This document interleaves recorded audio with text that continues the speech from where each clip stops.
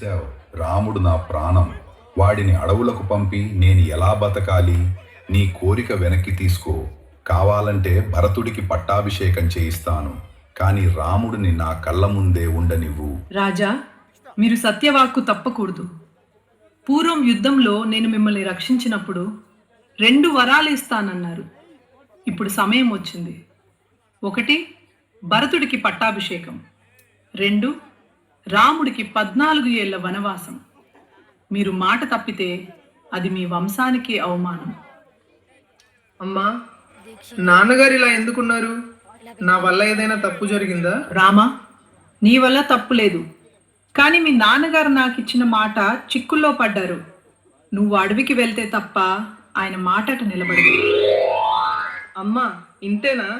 నాన్నగారి సత్యవాక్కును కాపాడటం నా బాధ్యత. భరతుడు నా తమ్ముడు. వాడు రాజ్యాన్ని పాలించటం నాకు ఇష్టమే. నాన్నగారి ఆజ్ఞప్ర నేను ఇప్పుడే అడవికి బయలుదేరుతాను.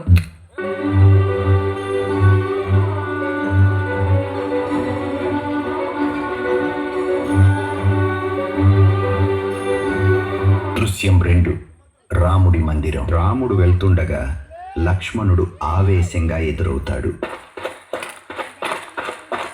అన్నయ్య, ఇది అన్యాయం. కైకేయి మాయలో పడి నాన్నగారు తీసుకున్న నిర్ణయం తప్పు. నేను ఈ అయోధ్యను ఇప్పుడే జయించి నిన్ను సింహాసనంపై కూర్చోబెడతాను. అడ్డు వచ్చిన వారిని ఎదిరిస్తాను. లక్ష్మణ, శాంతించు. నాన్నగారు అధర్మం చేయడం లేదు. కేవలం ఇచ్చిన మాటను నిలబెట్టుకుంటున్నారు. రాజ్య సుఖాల కంటే తండ్రి ఆజ్ఞ గొప్పది. కోపాన్ని విడిచిపెట్టు. స్వామి, మిమ్మల్ని వదిలి నేను ఉండలేను. మీరెక్కడికి వెళ్తే నేను అక్కడికే వస్తాను. అడవి అయినా ముళ్ళబాటైనా మీ పక్కన ఉంటే నాకు అది స్వర్గమే. సీత, అడవిలో క్రూర మృగాలు ఉంటాయి, కష్టాలు ఉంటాయి. నువ్వు రాజభవనంలో సుఖంగా ఉండు. లేదు నాదా, నీరు లేని చెట్టు, నీరు లేని నదిలా. మీరు లేని సీత లేదు. అన్నయ్య, నేను వస్తాను. నీకు సేవ చేయడం కంటే నాకు మించిన భాగ్యం లేదు. రామ రామ రామ రామ రామ రామ రామ రామ రామ రామ రామ. దృశ్యం 3, వీడ్కోలు. రాముడు, సీత, లక్ష్మణుడు నార వస్త్రాలు ధరించి ఉంటారు. అయోధ్య ప్రజలు సుమంతుడు కన్నీరు మున్నీరుగా విలపిస్తుంటారు. రామ, ప్రజలందరూ మీ వెంట వస్తామంటున్నారు. మిమ్మల్ని అడవిలో వదలడానికి నా చేతులు రావడం లేదు. సుమంత, ప్రజలను ఓదార్చు. భరతుడు రాజ్యానికి వచ్చినప్పుడు అతడిని గౌరవించమని చెప్పు. నాన్నగారిని జాగ్రత్తగా చూసుకోమని చెప్పు. రాముడు రథమెక్కి వెళ్తుంటే వెనుక నుండి దశరథుడి గొంతు వినిపిస్తుంది. రామా, రామా, నన్ను వదిలి వెళ్ళొద్దు.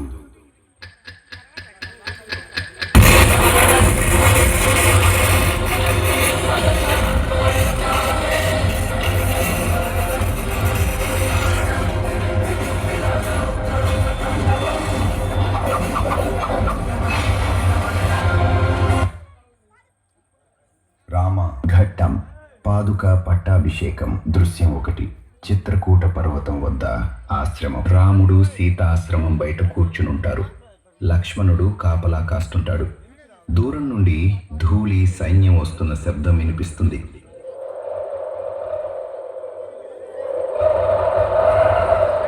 అన్నా, ఎవరో పెద్ద సైన్యంతో మన వీపు వస్తున్నారు. ఆ ధ్వజంపై కోవెల గుర్తు కనిపిస్తోంది. అది అయోధ్య సైన్యమే. భరతుడు వస్తున్నాడు. రాజ్యకాంక్షతో మనల్ని అంతం చేయడానికి వస్తున్నాడేమో. నేను ఇప్పుడే వెళ్ళి వాడిని ఎదుర్కొంటాను. లక్ష్మణ, అంత ఆవేశం వద్దు. భరతుడు అలాంటి వాడు కాదు. వాడు రాజ్యకాంక్షతో రావడం లేదు, ప్రేమతో వస్తున్నాడు. భరతుని హృదయం అద్దం లాంటిది. కొంచెం సేపు వేచి చూడు.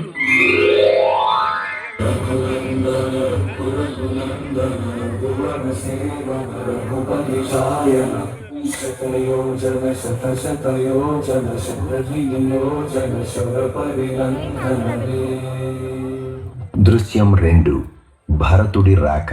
భరతుడు, శత్రుఘ్నుడు పరుగున వస్తారు.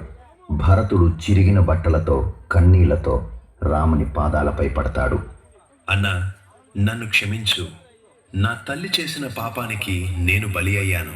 తండ్రి గారు స్వర్గస్థులయ్యారు. ఈ రాజ్యం నీది, నాది కాదు.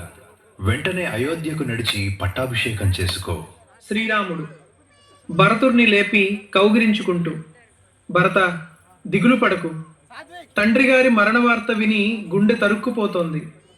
కానీ సత్యం కోసం ఆయన ఇచ్చిన మాటను మనం నిలబెట్టాలి. నేను 14 ఏళ్లు వనవాసం చేయాల్సిందే. అన్నా, నీవు లేని అయోధ్య ప్రాణం లేని శరీరం లాంటిది.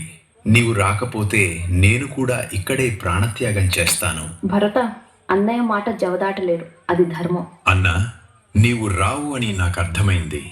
కనీసం నీ పాదుకలనైనా నాకు ప్రసాదించు. ఆ పాదుకలనే సింహాసనంపై ఉంచి నీ ప్రతినిధిగా నేను రాజ్యాన్ని కాపాడతాను. నీవు వచ్చే వరకు నేను కూడా సన్యాసిలానే నగరం బయట నివసిస్తాను. నీ ధర్మబుద్ధికి సంతోషం భరత. ఇదిగో నా పాదుకలు. రాముడు తన పాదుకలను ఇస్తాడు. భరతుడు వాటిని భక్తితో తలపై పెట్టుకుంటాడు. అన్నా, 14వ ఏడు ముగిసిన మరుక్షణమే నీవు అయోధ్యలో అడుగుపెట్టాలి.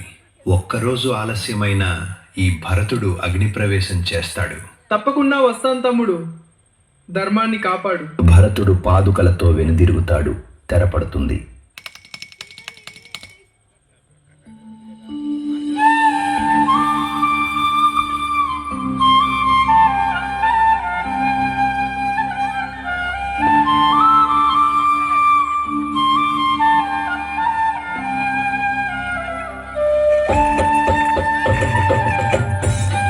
ఘట్టం అరణ్యవాసం, మాయాలేడి. దృశ్యం 1, పంచవటి ఆశ్రమం. శ్రీరాముడు, సీత, లక్ష్మణుడు ప్రశాంతంగా మాట్లాడుకుంటూ ఉంటారు. శూర్పణఖ ప్రవేశిస్తుంది. ఓ అందగాడా, ఎవరు నువ్వు? ఈ అడవిలో ఎందుకు ఉన్నావు? నన్ను చూడు, నేను లంకేశ్వరుడైన రావణుడి చెల్లెలిని. నిన్ను ఇష్టపడ్డాను, నన్ను పెళ్లి చేసుకో. సుందరి, నాకిప్పటికే వివాహమైంది. ఇదిగో నా భార్య సీత. కావాలంటే నా తమ్ముడు లక్ష్మణుణ్ణి అడుగు. అయితే నువ్వైనా నన్ను పెళ్లి చేసుకో. నేను నా అన్నకు సేవకుడిని. నన్ను పెళ్లి చేసుకుంటే నువ్వు కూడా సేవకురాలివి అవుతావు. వెళ్ళి అన్నయ్యనే అడుగు. ఈ సీత వల్లే కదా మీరు నన్ను కాదంటున్నారు. ఇప్పుడు ఈమెను మింగేస్తాను. సీత పైకి దూకుతుంది. లక్ష్మణ, ఈమెను ఇక విడిచిపెట్టకూడదు. శిక్షించు. లక్ష్మణుడు కత్తితో శూర్పణఖ ముక్కు, చెవులు కోస్తాడు. ఆమె ఏడుస్తూ అన్నా రావణ అంటూ పారిపోతుంది.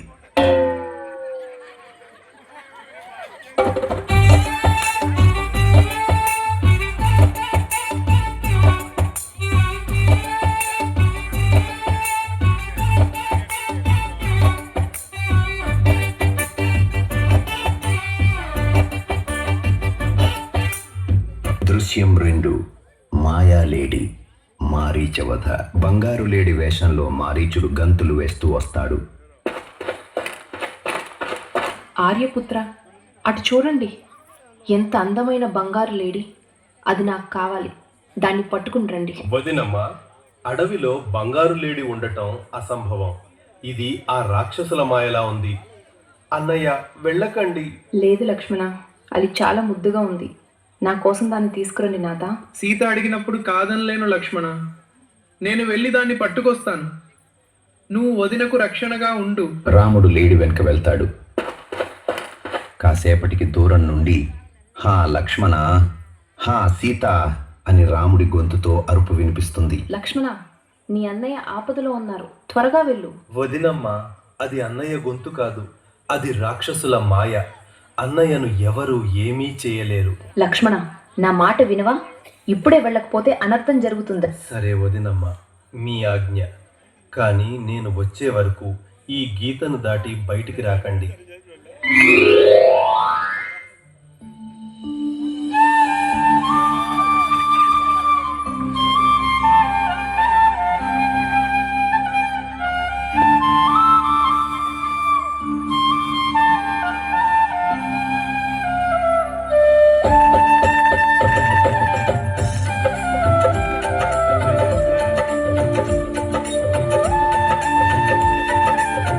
దృశ్యం 3, సీతాపహరణం. లక్ష్మణుడు వెళ్ళగానే రావణుడు సన్యాసి వేషంలో వచ్చి భవతి భిక్షాందేహి అంటాడు. అమ్మా, ఆకలిగా ఉంది, ఏదైనా భిక్ష వేయండి. రేఖ లోపలి నుండి పండ్లిస్తుంది.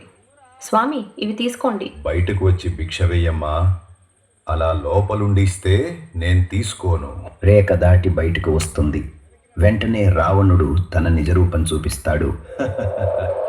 నేనే లంకాధిపతి రావణుడిని. నిన్ను అపహరించి లంకకు తీసుకెళ్తున్నాను.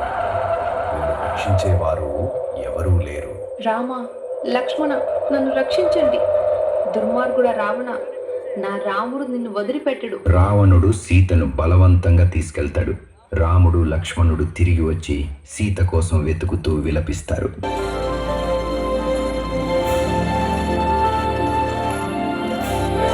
దృశ్యం ఋష్యమూక పర్వతం దగ్గర. రాముడు లక్ష్మణుడు సీతమ్మ కోసం వెతుకుతూ నడుస్తుంటారు.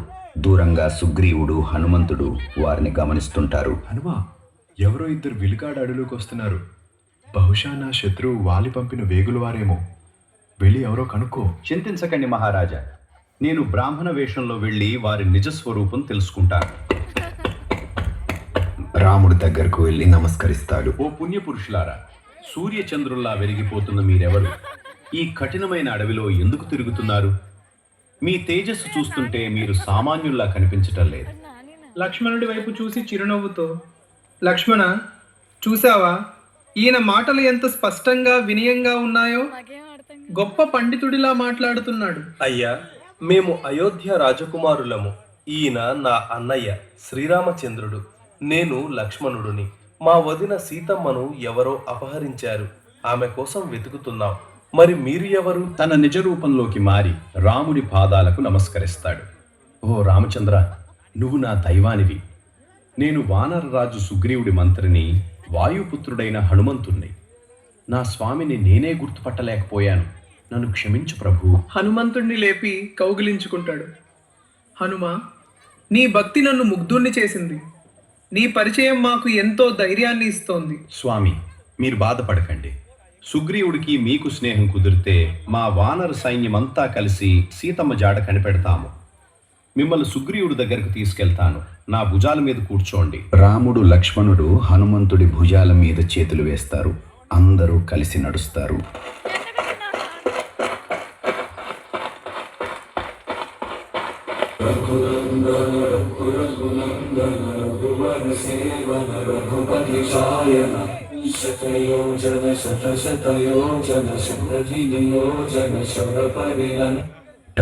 హనుమ సందేశం. రాముడు లక్ష్మణుడు విచారంగా ఉంటారు. హనుమంతుడు ప్రవేశించి నమస్కరిస్తాడు. స్వామి, సీతమ్మ జాడ తెలిసింది. సముద్రాన్ని లంఘించి లంకలో అశోకవనంలో ఉన్న తల్లిని చూశాను. ఇదిగో తల్లి ఇచ్చిన శిరోమణి, చూడామణి. ఆనందంతో చూడామణిని కళ్ళకద్దుకుని, హనుమ, మాకు ప్రాణదాతవయ్యావు. వానర సైన్యంతో లంకపైకి యుద్ధానికి సిద్ధమవ్వండి.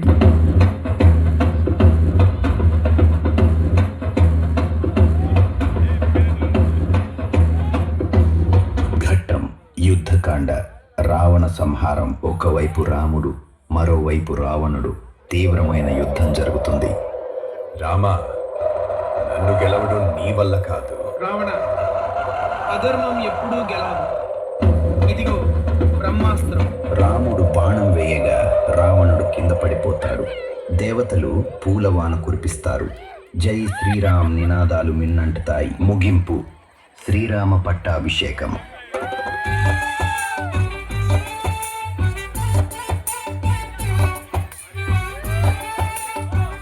రాముడు సీత సింహాసనంపై కూర్చుంటారు.